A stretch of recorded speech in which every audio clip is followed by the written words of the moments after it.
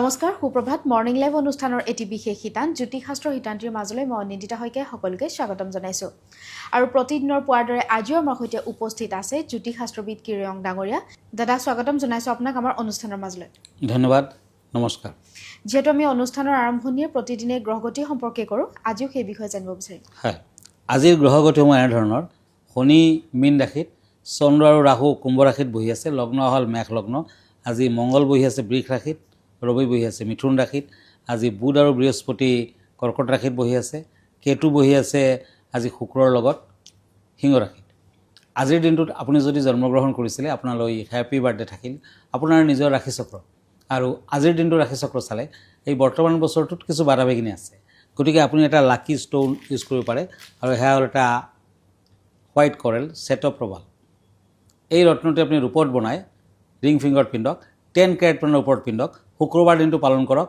দেৱী ভুৱনেশ্বৰী আৰাধনা কৰক ধন্যবাদ এতিয়া আহিছোঁ আজিৰ দিনটো ৰাশিফললৈ প্ৰথমতে মই মেঘ ৰাশিসকলৰ ফলাফল ক'ম এৰিছ এখন কাৰ্ড চ'ৰ্চ আনখন কাৰ্ড পেণ্টাকলছ এই দুখন কাৰ্ড মতে আজি নতুন আঁচনি গ্ৰহণ কৰাৰ সুযোগ পাব চাকৰিয়ালসকলৰ আনন্দ লাভ অত্যাধিক চিন্তা ভাৱনা নকৰিব আয় বৃদ্ধি হ'ব পাৰে সামাজিক দিশত মধ্যম ফল এখন বগা কাপোৰত 3টামান তুলসী পাত আৰু ক'লা তিল বান্ধি নিজৰ লগত ৰাখক red colour white colour black colour শুভ য়েলো কালাৰ শুভ 4 number lucky cups and pentacles বৃষ ৰাশি তৰাছ শত্ৰুৰ পৰা সাৱধান হওক কৰ্মব্যস্ততা থাকিব বিদ্যাত মধ্যম ফল শাৰীৰিক দিশত শুভ ফল লাভ দাম্পত্যত মধ্যম ফল আজি ৰঙা কাপোৰত অলপ গুড় আৰু চাউল বান্ধি গছৰ তলত ৰাখিব ধূপচাকি দেখুৱাক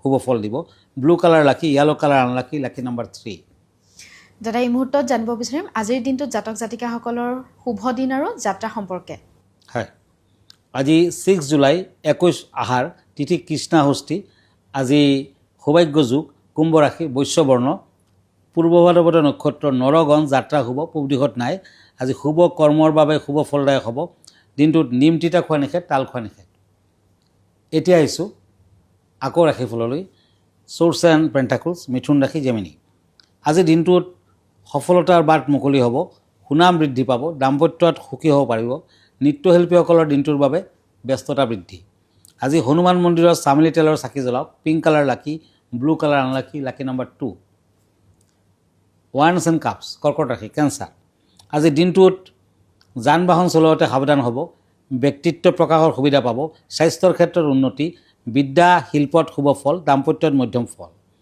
আজি নিম গছৰ তলত ঘিউৰ চাকি জ্বলাওক আৰু অলপ ক'লা তিল দিয়ক golden colour lucky grey colour unlucky lucky number 6 হয় দাদা এই মুহূৰ্তত এখন পত্ৰ হাতত তুলি ল'ব বিচাৰিছোঁ হয় পত্ৰখনত এজনে জানিব বিচাৰিছে যে পূজা পাৰ্বণত যিহেতু আমি সকলোৱে ঘণ্টা ব্যৱহাৰ মানে ঘণ্টা বজোৱা হয় কিন্তু সেয়া কিয় বজোৱা হয় সেই বিষয়ে কিছু জানিব বিচাৰিছে হয়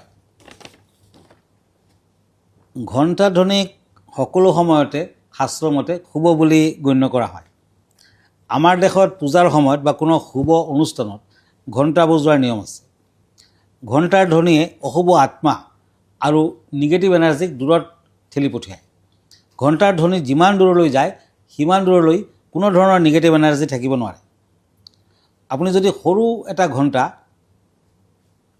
একেবাৰে সৰু টিলিঙা হ'ব লাগিব নিজৰ ডিঙিত বা শৰীৰত বান্ধি ৰাখে তেতিয়া সকলো ধৰণৰ বেয়া ফলৰ পৰা আপুনি উদ্ধাৰ পাব ৰক্ষা পাব আৰু ঘণ্টাৰ ছবি যদি আপোনাৰ ঘৰখনতো লগায় ঘণ্টাও লগাব পাৰে বা ছবিও লগাব পাৰে তেতিয়াও কিন্তু আপুনি শুভ ফল পাব ধন্যবাদ আমাৰ অনুষ্ঠান অব্যাহত হৈ থাকিব কিন্তু সময় হৈছে খন্তেক সময়ৰ বাণিজ্যিক বিৰতি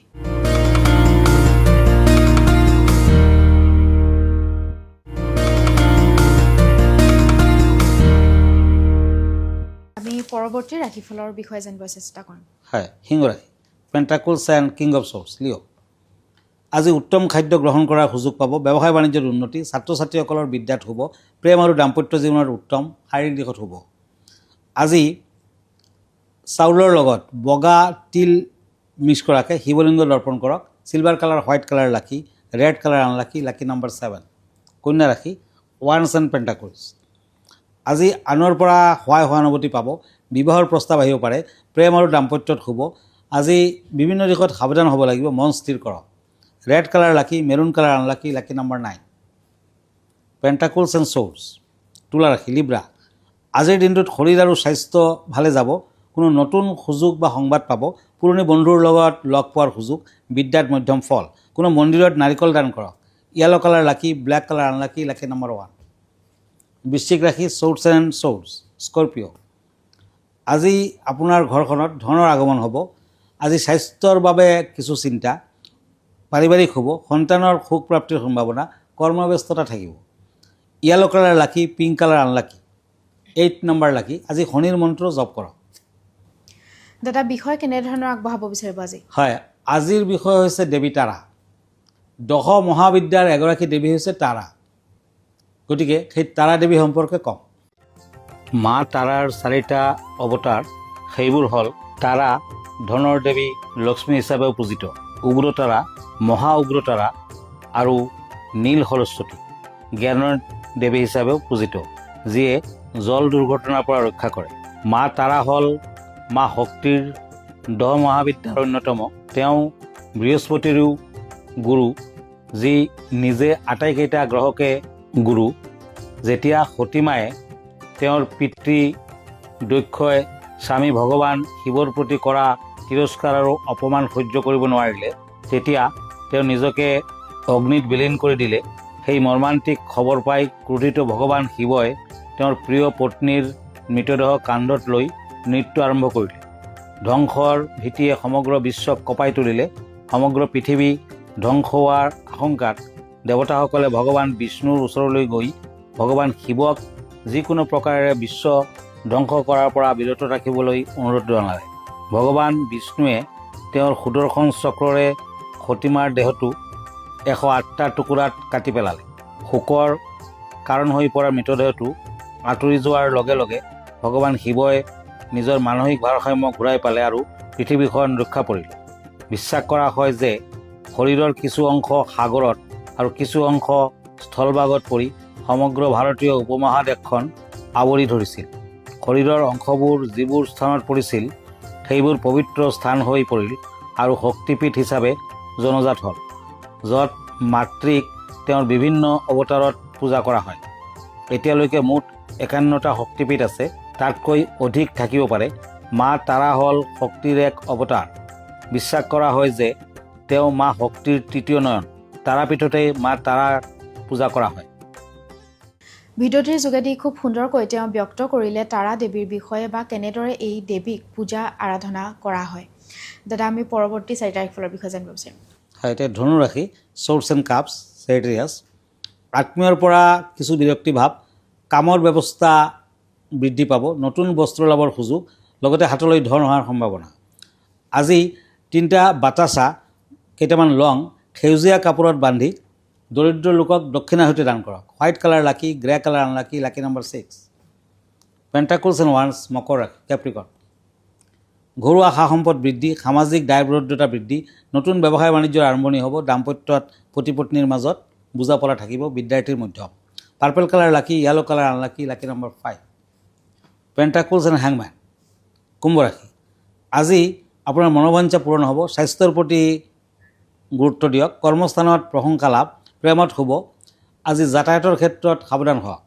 ব্লু কালাৰ লাকি, black colour unlucky, lucky number 4। মীন ৰাশি, কাপছ এণ্ড ওৱান্স।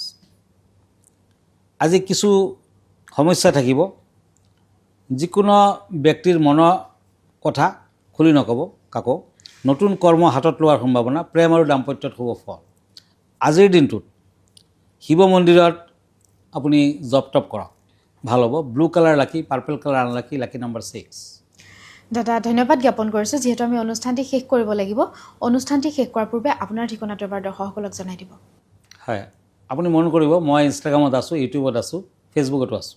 আৰু এভৰি ছানডে ৰাতি 9টামান বজাত মোক ফেচবুক লাইভত পাব, আৰু ৰাতি 10টামান বজাত মোক প্ৰাগ নিউজত লাইভ প্ৰগ্ৰামত পাব।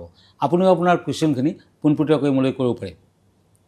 ব্যক্তিগতভাৱে মোৰ লগত লগ ধৰিব খুজিলে আমাৰ ঠিকনা এষ্ট্ৰলজাৰ কিৰো য়াং, Ratnakuber gems and jewellery, Paltan Bazar, Manipuri বস্তি, গুৱাহাটী 7।